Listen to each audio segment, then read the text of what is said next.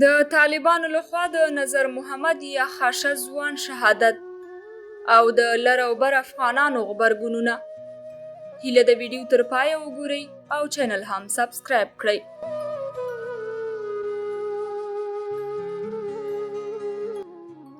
امرالله صالح لیکلي د خاشه ځوان د اعدام د مخه ویډیو ښیي چې طالب د شریعت پابند نه دی، هیڅ محکمه یا قانون نه لري.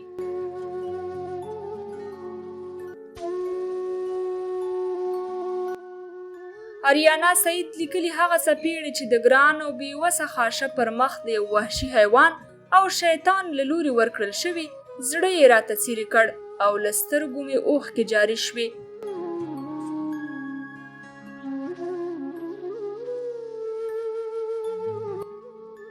رحمت الله نبیل لیکلي یو څوک چې د ټول افغانستان د باچاهۍ دعوه کوي او بیا د یو ملنګ افغان لکه خاشه ځوان څخه بیریږي او بېګناه په ډیره مظلومانه ډول یې شهید کړي، نو دا ثابتېږي چې دا ډله بزدلانه او هسې اجرتي قاتلان دي. ما چې کله د انس حقاني سره د امنیت په یوه اداره کې لیدل، زولنې مو ترې خلاصې کړې او د مور سره مو یې په ټلیفون د خبرو مجال ورکړ، تر څو دته دا فکر پیدا نشي چې موږ د موقف څخه په ناوړه ګټې اخیستنې سره د نوموړي انساني کرامت ته پښو لاندې کوو. طالب جانا، لوی غټ به دې کړي، خو لویي به خدای جل جلاله او د افغانستان ولس در نه کړي. که ستا کړنې اسلامي دي او ستا عمل ټول جهاد دی، نو بیا ولې ته ذلیل او بزدله یې او خاشه زړور او زړونو کې آباد شو.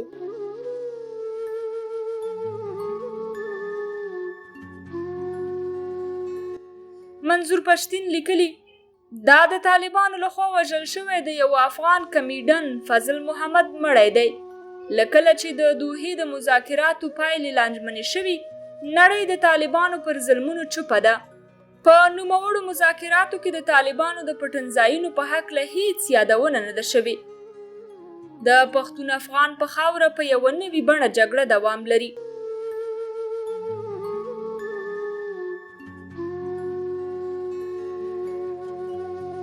ایران کې افغان سفیر عبدالغفور لیوال بیا لیکلي په تمه یم پاڼې څارم چې د دغه مظلوم د وژلو لپاره د جلادانو د تبلیغاتي ډنډورچیانو لخوا کوم شرعي، حقوقي، منطقي یا سیاسي توجیه او استدلال واورم یا ولولم چې دا یې ولې وژلی. د وحشت و قاست نکټایوالو، پکړیوالو یا پکولیستایونکو په تاسو کې د عاطفي، اخلاقو یا مسؤلیت کومه نښه شته؟ کومه حاشیه ماشیه کتلی شئ چې د خاشه وژل ولس ته توجیه کړي؟ د پنجابي وحشت څو تنو عقده‌يي غرب میشتو اردلیانو، تاسو څه پکې وایاست؟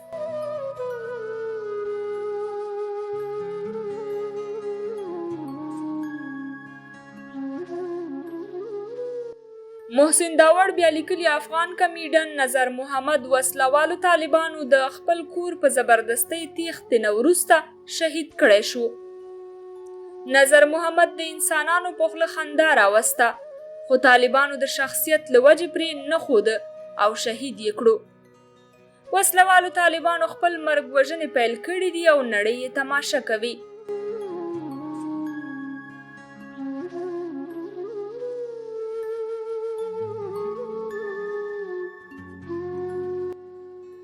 راهیله دوستم ورته لیکلي خاشه کندهاری حتی هغه وخت چې د دوو تنکیو طالب ځوانانو د اوږو په منځ کې ایسار و، له دې سره یې بیا هم ښه او خواږه الفاظ کارول.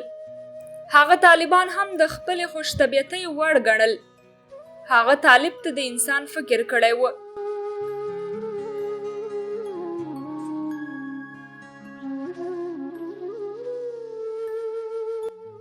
سرور دانش بیا لیکلي دا څپېړه ټولو افغانانو په خپلو مخونو احساس کړه او د دې بد ظلم انتقام به د تورو زړونو څخه اخیستل کیږي.